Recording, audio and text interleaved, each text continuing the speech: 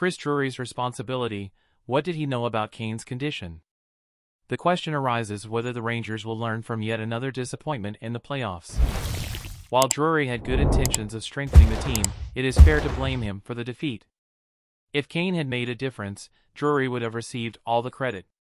However, the absence of a key player played a significant role in the end of the club season.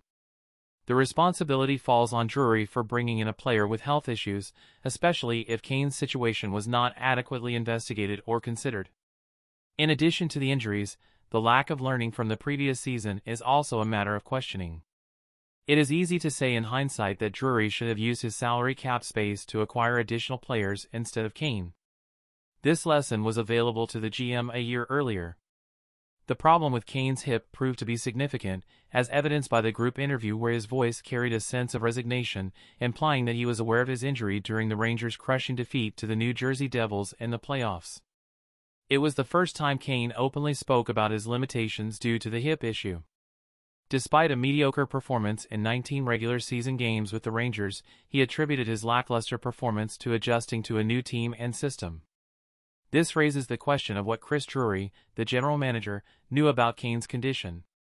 Drury persisted in acquiring Kane even after the trade for Vladimir Tarasenko. Did Drury know about the severity of Kane's injury and decide to take the risk?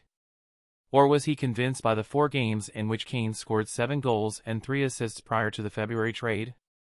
Drury's decision-making raises questions that deserve scrutiny. It is difficult to understand why the Rangers' medical team did not conduct a comprehensive physical examination of Kane before finalizing the deal.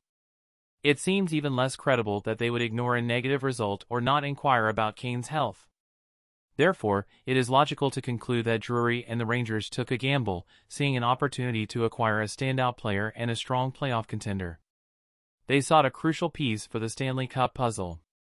However, if the front office was aware of the full extent of Kane's debilitating injury, their ambition becomes questionable. The big question is whether the organization will finally learn.